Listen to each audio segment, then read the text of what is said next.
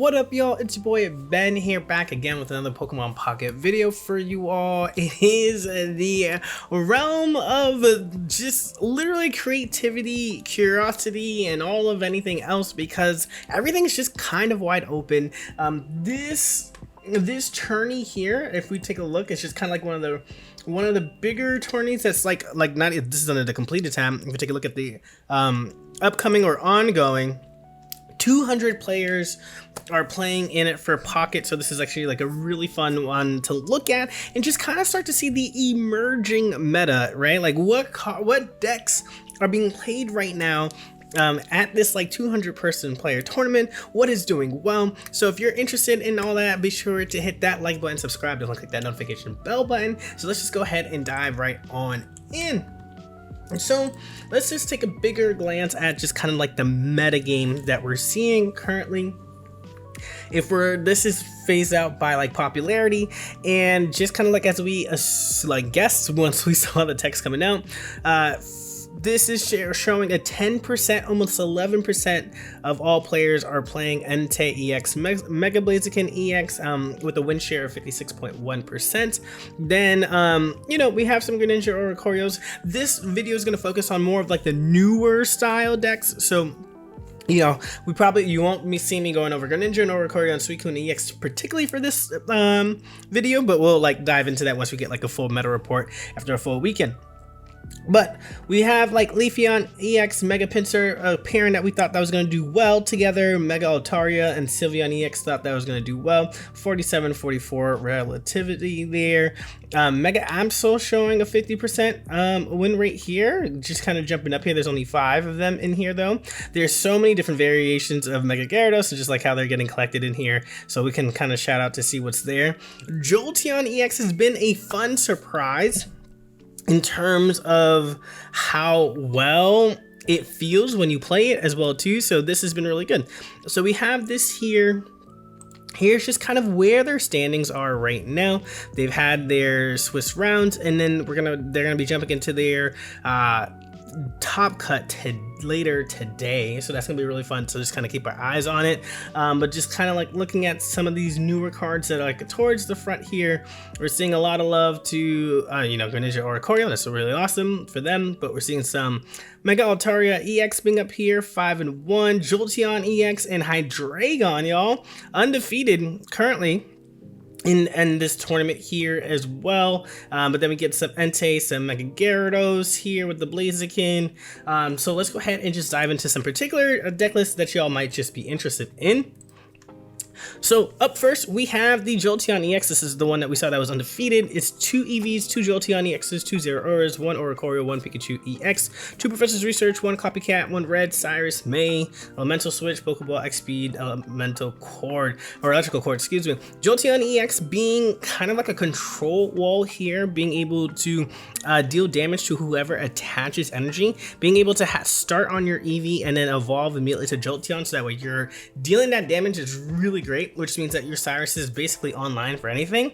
And as you are chipping away with your Jolteon here, you have Pikachu EX to like have the finishing blow, you have Oricorio to slow things down, you have Zeraora to speed things up because of that energy generation as well. So this is like a really versatile deck, because there are so many angles that you can use to go against your opponent, between this control, between the high huge damaging power here with the red. That's like 170 HP through the chip damage that you're getting here is pretty good, especially when as we saw, there's a lot of EXs out in the wild, right? There's a lot of EXs out in the wild, so Oricorio can still be a good game winner for you, especially if you're playing into these lightning decks. Up next is Hydreigon, which is like so cool to see. There's like 1 Sylveon EX in here and 1 Mega Absol EX as just kind of like a supporter in here. But Hydreigon, for those of you who don't know, allows you to pull up 2 dark energy from your energy zone, but if you do that, you take 30 damage, but you're attacking for 130 damage. Between red, you can heal with Lily after doing that for 2 turns. This is like if you're jumping up into the Sylveon, you could get into these pieces really quickly, and for a 1-pointer, that's a lot of damage. Being able to get both of these up and they have to go through 130 is kind of crazy here.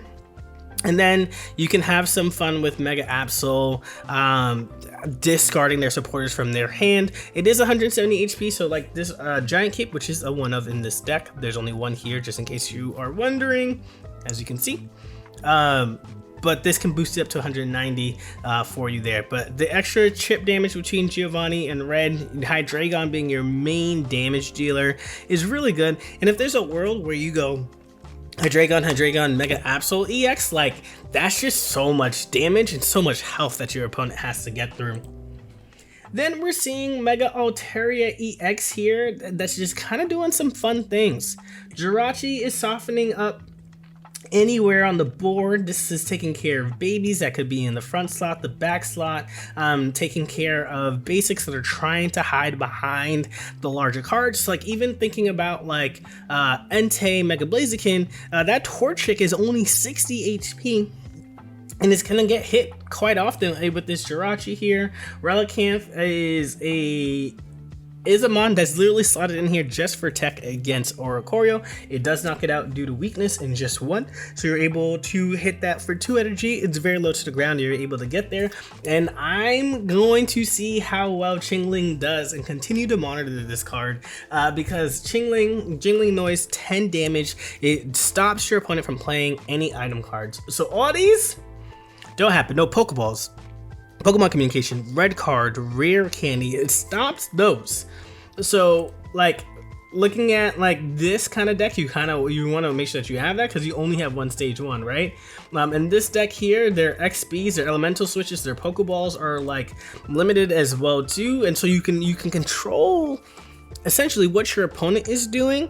And in a deck like this where you do just want bench Pokemon, Mega Altaria can really benefit just even from the chip damage that you're getting from Jirachi and from Chingling, and then boosting up that extra piece here to finish things off with Mega Altaria. We're now into the deck that is trying to creep up and knock out and be like one of the best decks in the meta right now. We are seeing this transitional period from Suicune EX Greninja stuff to Entei EX and Mega Blaziken stuff. Whether that's just because this is the best new shiny thing versus Suicune and Greninja, we're gonna have to wait and see of how the meta continues to shape out. But as of right now, this is definitely emerging as a top contender. That's because with Entei, you're able to draw your cards consistently every single turn when that's in the first slot. You're dealing for 2 energy, you're dealing 60, and primarily that's as much as you want to commit to your Entei EX because you want to make sure that your Mega Blaziken EX is online, and then from there you retreat and then attach from and start attacking from there. This is interesting to note that this only has 1 flame patch. I really do like the consistency of having 2 in this deck. We have played it with just 1 because I didn't pull 1. I have the second one now, but it was fine. It was fine, but I definitely like the case of 2. But where I would use it, I'm not sure.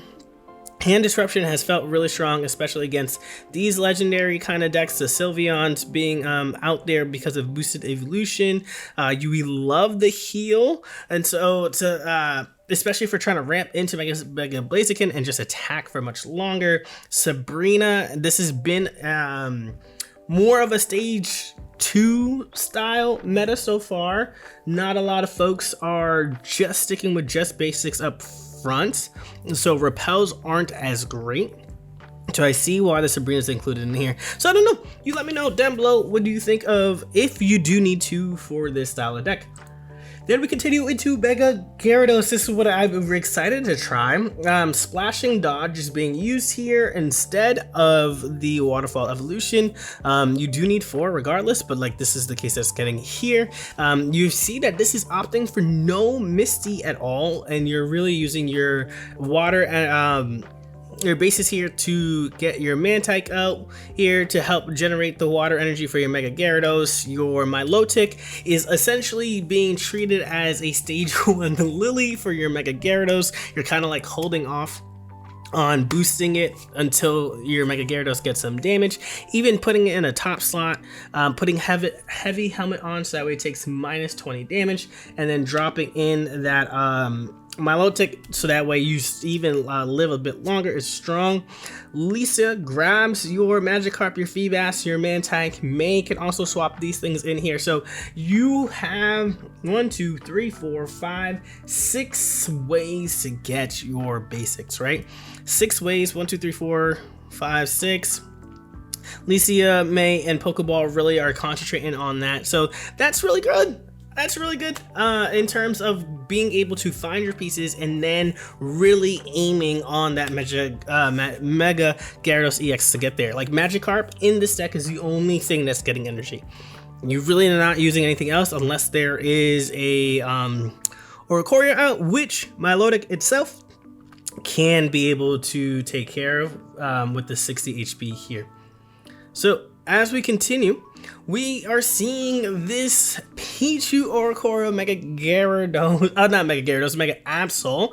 Pichu is your way of ensuring that you have electric energy going. You can boost that onto your Darkrai, you can boost it onto your Oricorio if you need to attack, or Oricorio can just stay out on the field against other Megas, so that way when you're ready to start attacking with Mega Absol and pinging with Darkrai, you're good to go from there.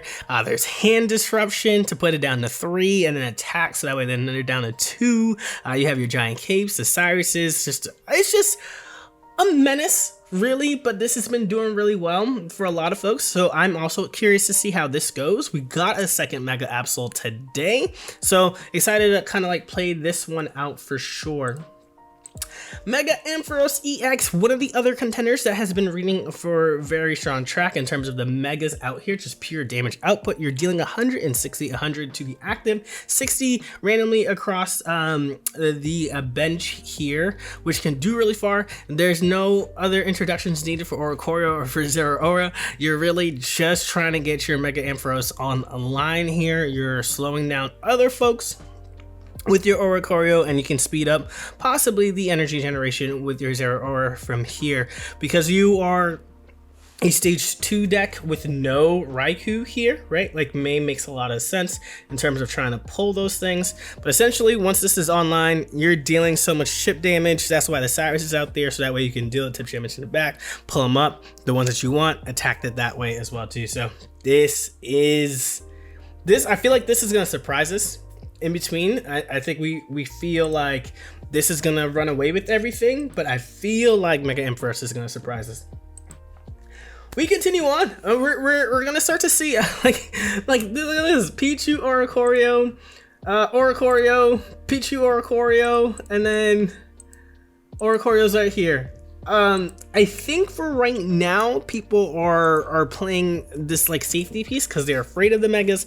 I'm not sure how much survivability Oricorio has, because as we saw with A1, the best decks did not care for it. Darkrai Giratina, Pings, and Rocky Helmets. You had a Suicune Greninja took care of it. You had Buzzwole EX, Celesteela, Kartana could take care of it, right? Like there was just so many different ways to not worry about this card. So we'll be interested, and like Oricorio really like made the B tier decks or like worse, right? So we'll see how this goes. But Pichu Pichu is actually really strong here. It allows Alolan Executor to build up really fast. It allows Oricorio obviously to get online. You can even speed up Mega Pinsir a little bit as well, because then there's only 2 energy that's needed to collect, and then you can start flipping.